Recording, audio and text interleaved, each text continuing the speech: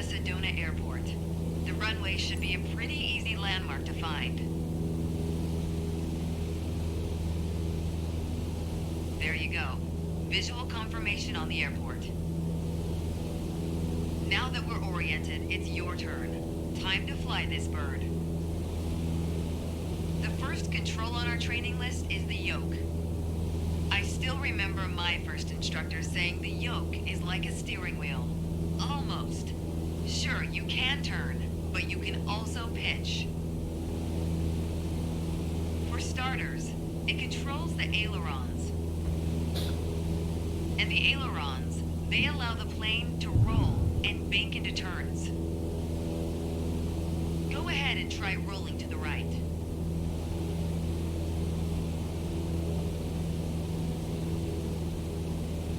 Nice.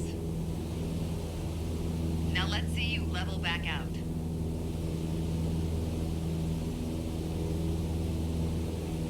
Good. Of course, the yoke also controls the elevator. And the elevator affects the plane's pitch, right? Pull back on the stick, the plane starts to climb. Give it a shot. The most valuable things in aviation are speed and altitude. But notice, when you're pitching up, your speed is decreasing. You could add more power. Or for now, let's just pitch down.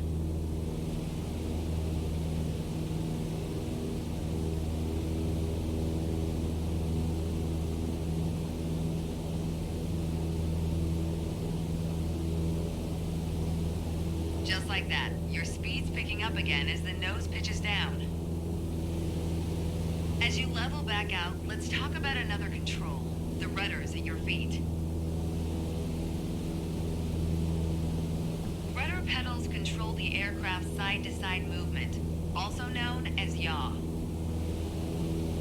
On the ground, those pedals are going to steer the plane left or right. Up here, they properly align us during turns. Try them out, and watch the plane's nose skew to either side. Simple enough, right? Before we go on, let's bring the plane back to straight-up flight. Make sure your dashboard is aligned 3 to 4 inches below the horizon for a cruise attitude. Okay, the last thing we're gonna cover now is the throttle. If you have the need for speed, then the throttle's for you. Full control over the power output of the engine. Let's see what happens when you cut all the power.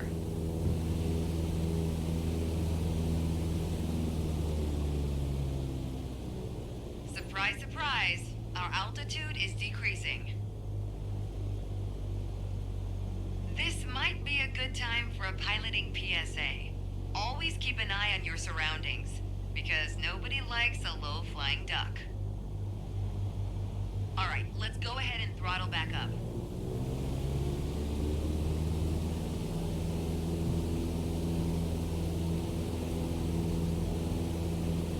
There you go. Speed is increasing, and as long as we maintain the same attitude, our altitude will keep climbing too. You're really getting the hang of your controls. Before long, you won't even need a co-pilot.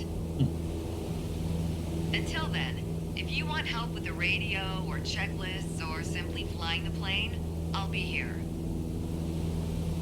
You can pass me the controls when you're ready to finish your session, or keep flying. It is a great day after all.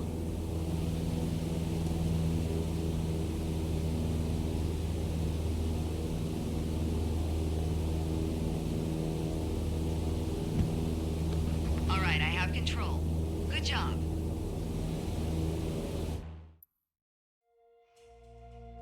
Frost. What's the second one? Probably not good with frost. You know, like if it's outside on an icy day. More New Zealand problems.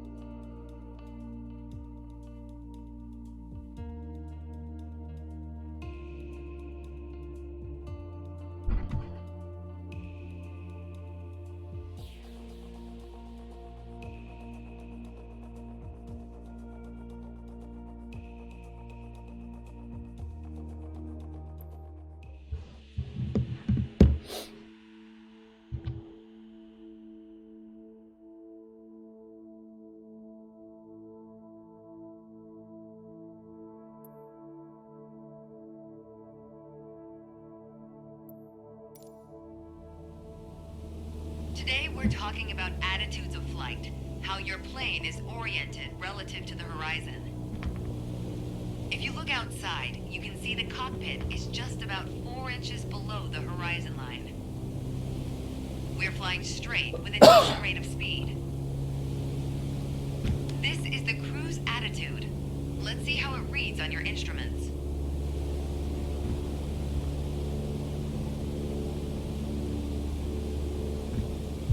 Take a look at the attitude indicator. As the name implies, it shows your current attitude. The white line is the horizon, with the sky above and the ground below. That orange element in the middle, aligned with the horizon, that's your plane. Just like we saw outside, our current attitude reads pretty much straight and level. Okay, now let's see how much power the engine's generating. Check your tachometer. Looks like we're pushing around 2,300 revolutions per minute. Combined, attitude and engine RPMs translate to aircraft performance. Which leads us to your airspeed indicator. Now, last but not least, check your altimeter. To figure out your altitude, you always want to read the small needle first. That's how many thousands of feet up you are. Then on to the big needle for the hundreds. With our current attitude and power output, we're holding a speed of 90 knots and a stable altitude of 6,000 feet. But that's about to change. Take the stick when you're ready. Pull back slightly on the yoke to raise the nose just above the horizon line. About 2 inches. Make sure you don't pitch up too much, or the angle will be too steep to create lift. And without enough lift, we'll stall. Alright, go full throttle and start climbing. Welcome to the climb attitude. See how it shows up on your attitude indicator and tachometer? According to your altimeter, we're gaining altitude. But we're losing airspeed even at full throttle, proving you can't avoid basic physics while making a climb. Okay, before we go on, let's get back to a cruise attitude. Ease up on the yoke and aim your nose just below the horizon. Then throttle back down to 2,300 RPMs. Nice job. We're now set up with the same attitude and power we had at the top of our lesson. Next up is the descent attitude. Start by reducing your RPMs to 1,800. Then drop the plane's nose a bit further below the horizon.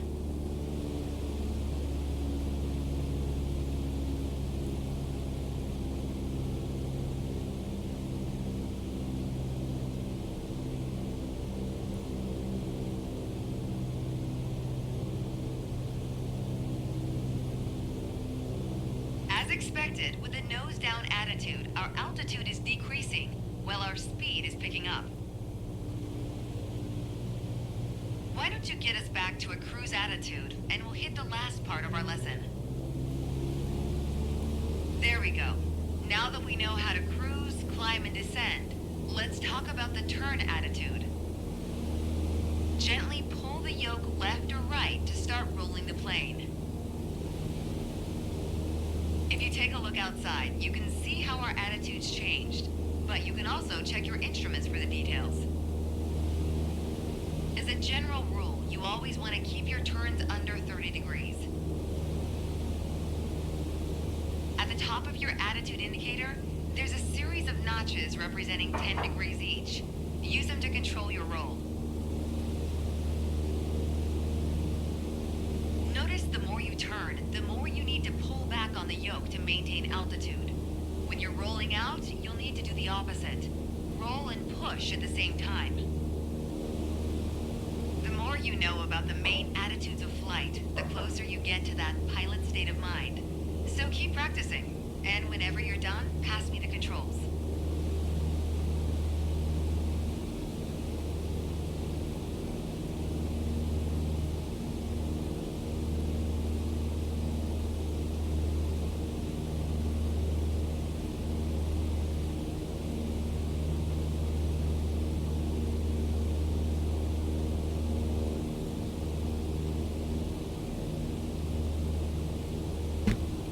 Thanks. I've got control now. Well done.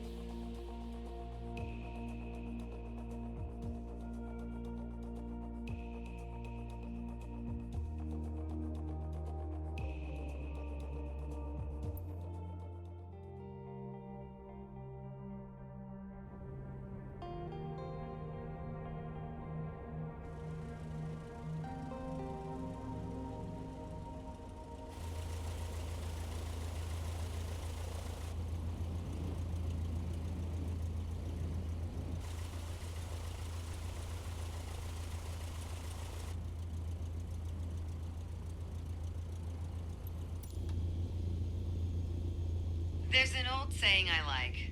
A mile of road will take you a mile. A mile of runway will take you anywhere. Taking off isn't hard, but there are a few key points to remember. First, we always take off into the wind, which won't be an issue on a calm day like today. Second, before we enter a runway, we always make sure it's clear.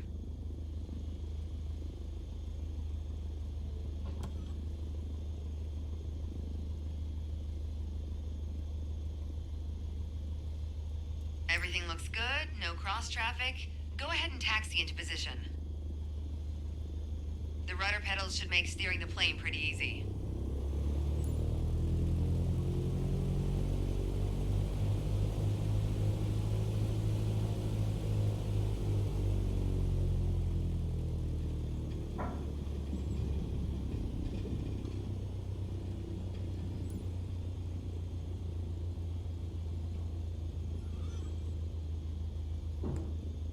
All right, let's do this. Apply full power and I'll walk you through the takeoff as we go.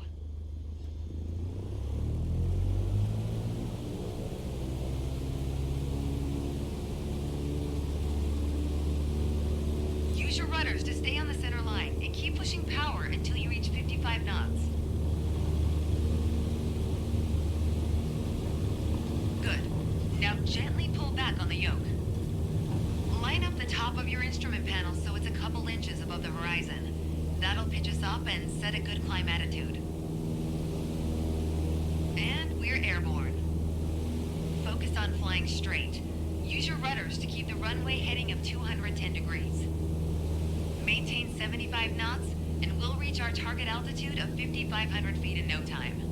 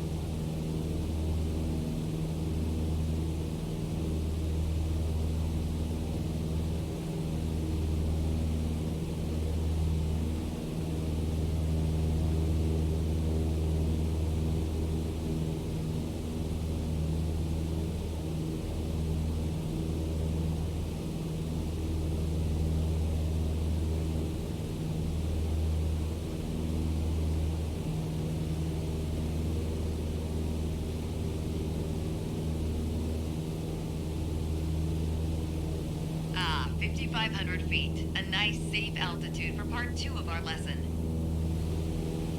Straight and level flight. First step here is adjusting our attitude.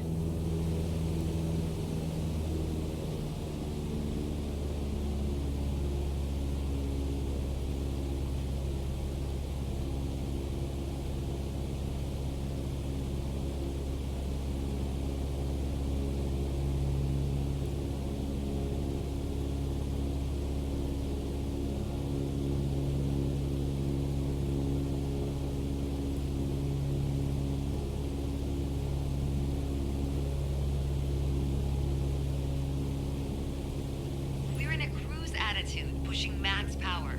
To stay level at our target altitude, let's start by easing the throttle back to 1800 RPMs.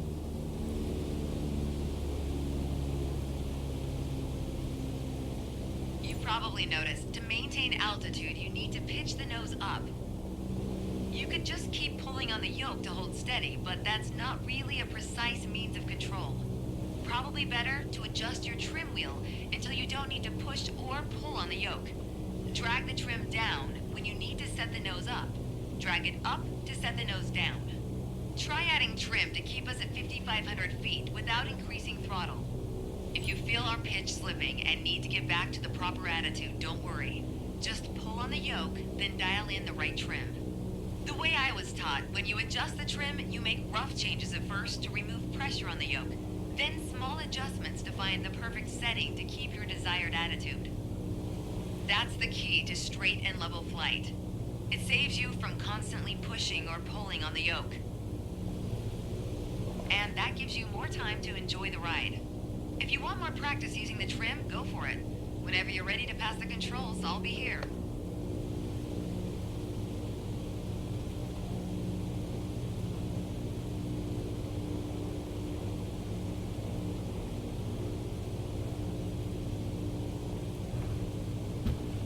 Okay, I have control. Hope you enjoyed the lesson.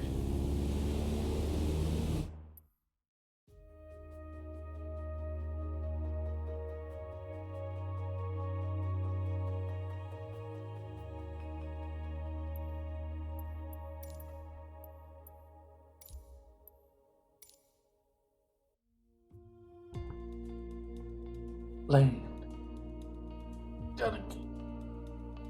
Gotta get land.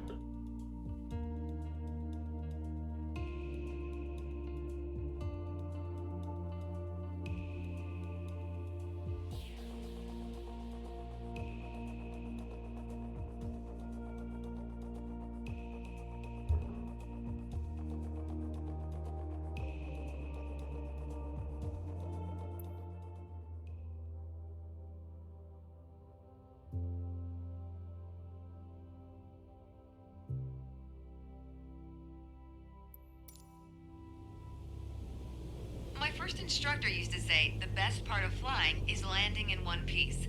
The man was a terminal pessimist, but he wasn't wrong. Today, you're in charge of bringing us in for a safe landing. Been eaten.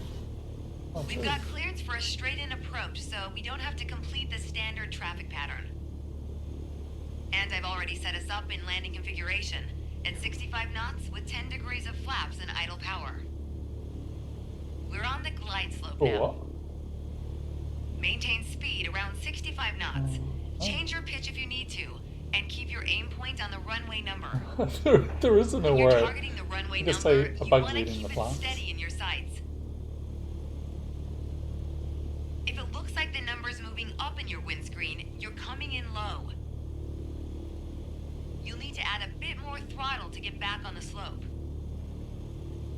If it looks like the number's moving down in your windscreen, well, then you're too high. You'll need to add flaps to increase your rate of descent, but you'll also need to push forward and trim to change your attitude and maintain the same speed.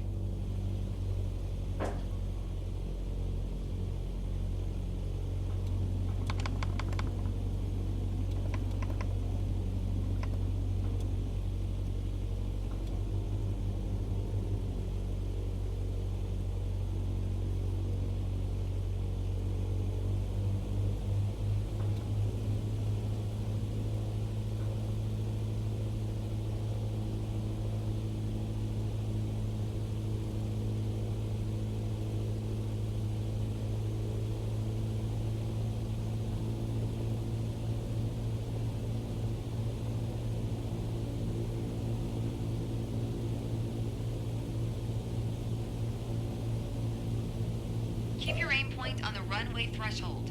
When you're 10 feet above the runway, it's time to flare. Once we pass the threshold, shift your aim point to the end of the runway. Then, pull back slightly on the yoke to aim the nose just above it.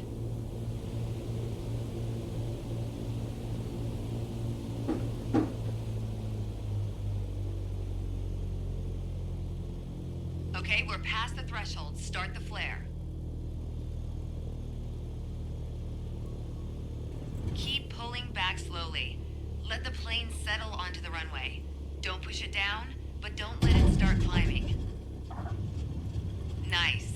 Now apply the brakes to slow us down and bring the plane to a stop.